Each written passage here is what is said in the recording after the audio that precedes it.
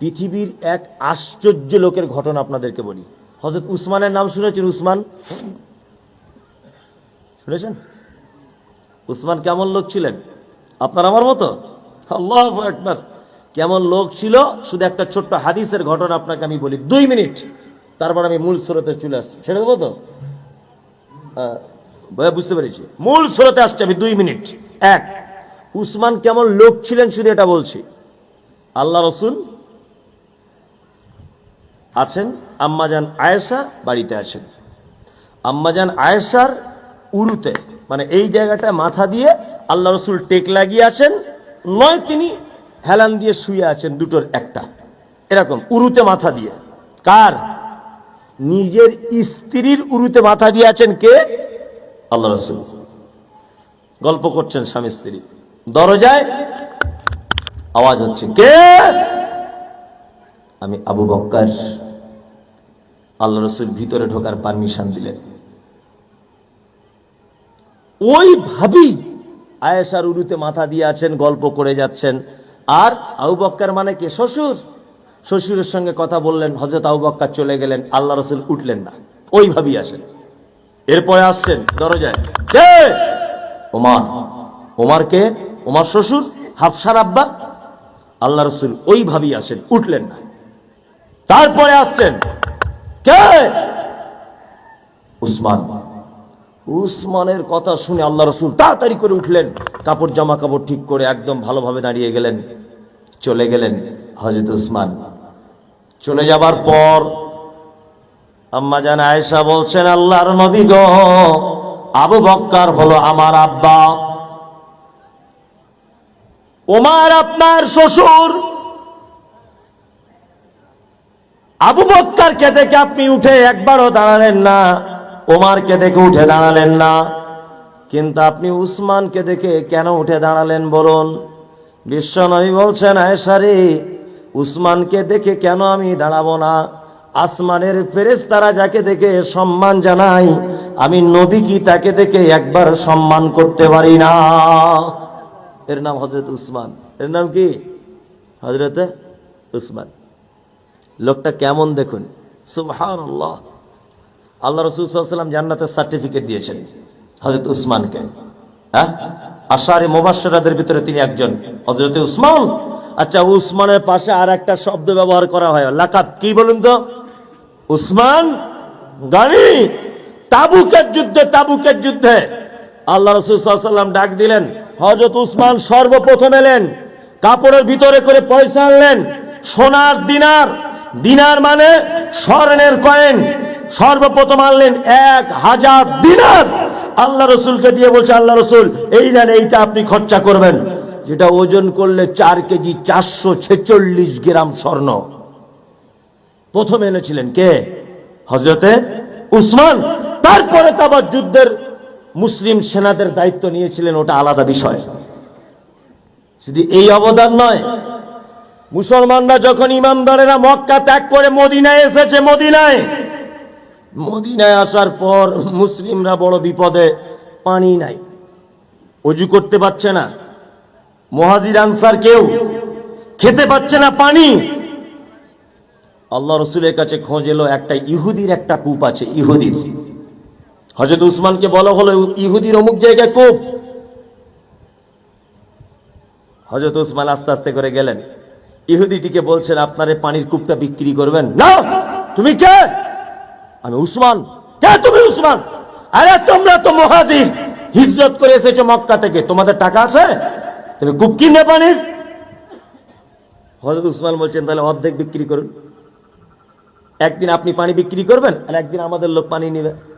লোকটা তখন মনে মনে ভাবছে, তা করা যায়, এটা তো ভালো ব্যবসা। অর্ধেক বিক্রি করে দিয়েছে। হযরত উসমান তো জ্ঞানী মানুষ। হযরত উসমান এবার অর্ধেক কেনার পরে বলছে, আমার পানি এবার আজ থেকে সব লোক ফ্রি বহন করবে, ফ্রিতে। এ তখন ভাবছে, আমি লিটারে বিক্রি করতাম, এটা পুঁজি আমার শেষ, তাহলে বরঞ্চ এটা রেখে আর লাভ নেই। হযরত উসমানকে বলছে, এক কাজ করো, এইটাও কিনে নিবে নাকি? হযরত উসমান বলছে, তা কত টাকা বলো? তখন বলছে, আমার 16,000 দিরহাম লাগবে, 35,000 দিরহাম লাগবে, দাম 35 টাকা। চাইছে কত? 35,000 দিরহাম। আল্লাহ, 35,000। হযরত উসমান টাকা বার করে নিয়ে বলছে, এই নাও তোমার 35,000 দিরহাম, চলো। হযরত উসমান এলেন। হযরত উসমান আসার পর আল্লাহ রাসূলকে বলছেন, আল্লাহ রাসূল, আমি কূপ ক্রয় করেছি, আজ থেকে ইমানদারদের কোনো অসুবিধা নাই, কোনো অসুবিধা নাই, ইমানদারদের কোনো সমস্যা নেই। আমি এই কূপ কিনে আজকে দান করে দিয়ে গেলাম। আল্লাহ রাসূল আপনার কাছে বলে গেলাম, কিয়ামত পর্যন্ত যদি পৃথিবীতে আমি থাকি আর না থেকে এই কূপের পানি যদি বহমান থাকে, কিয়ামত পর্যন্ত ইমানদার মানুষেরা গৃহপালিত পশু, গাছপালা, চাষাবাদ সমস্ত কিছু আমার কূপের পানি আমি আল্লাহর রাস্তায় ওয়াকফ করে দিলাম। আল্লাহু আকবার। হযরত উসমান, সৌদি আরবের কেউ আসেন এখানে? আরবে থাকে? এই গ্রামের কেউ আসে? আরবে থাকে। হযরত উসমানের নামে আজও পর্যন্ত সৌদিতে অ্যাকাউন্ট আছে ব্যাংকে। ১,৫০০ বছর আগে মারা গেছেন কে? হযরত উসমান। আজও পর্যন্ত অ্যাকাউন্ট আছে। আল্লাহু আকবার। এই কূপের পানির যে বিক্রি হয় বা গাছ লাগানো আছে, খেজুরের গাছ, আমি নিজেকে দেখে এসেছি। ৬০০ খেজুরের গাছ লাগানো আছে। ওই কূপ থেকে পানি খেজুর গাছের গোড়াতে দেওয়া হয়। ওই খেজুরের যা ইনকাম হয়, সমস্ত ইনকাম হযরত উসমানের অ্যাকাউন্টে জমা পড়ে। আপনারা জানেন, মসজিদে নববীর ৩৩২ নম্বর গেটের সামনে একটি ৫ তলা বিল্ডিং নতুন করে হয়েছে, তার নাম হচ্ছে উসমান ইবনে আফফান রাদিয়াল্লাহু তাআলা আনহু।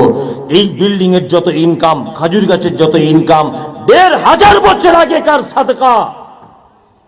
আজ পর্যন্ত আপনারা জানেন যে সারা বাংলাতে যত এতিমখানা মাদ্রাসা আছে, এই এতিমদের ফর্মগুলো যদি যোগাযোগ করে জমা দেওয়া যায়, তাহলে প্রত্যেক বছরে ১০,০০০ করে মাথা পিছু বা ৫,০০০ করে ২,০০০ করে টাকা পাওয়া যায় সৌদি আরব থেকে, যদি যোগাযোগ কারো থাকে কোনো মাদ্রাসার। কি বলছি বুঝতে পারছেন? এই যে এতিমদের নামে টাকাগুলো আসে, এই টাকাগুলো হযরত উসমান ইবনে আফফান রাদিয়াল্লাহু তাআলা আনহুর ফান্ডের টাকা। এরকম সাদকা করার চিন্তা ভাবনা আছে? নাই। হ্যাঁ, ওই জন্য তো আগেকার মানুষ এটা বুঝতো। ওই জন্য সারা ভারতবর্ষ ওয়াকফের সম্পত্তি, দানের সম্পত্তি আছে কত বিঘা? ৯,৫৬,০০০ একর জমি ভারতবর্ষে। কত? ৯,৫৬,০০০ একর জমি ওয়াকফের সম্পত্তি ভারতবর্ষে। আর পশ্চিম বাংলাতে ৮০,৫৪৮ একর জমি শুধু পশ্চিম বাংলাতে আছে।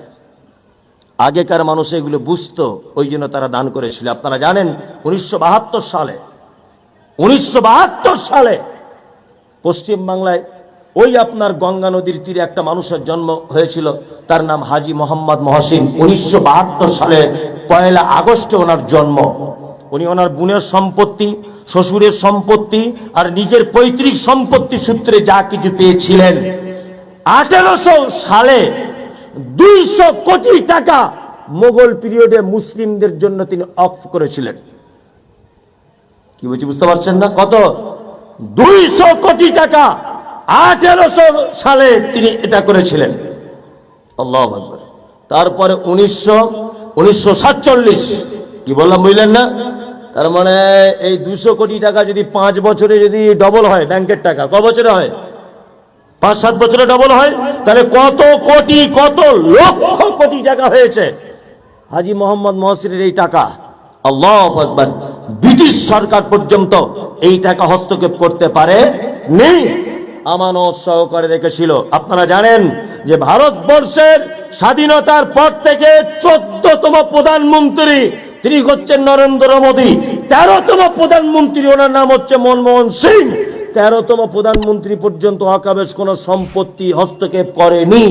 ১৪ নম্বরে প্রধানমন্ত্রী চাওয়ালা নরেন্দ্র মোদী, তিনি এই সম্পত্তিটাকে নিজের হাতে নেওয়ার একটা পরিকল্পনা করেছেন।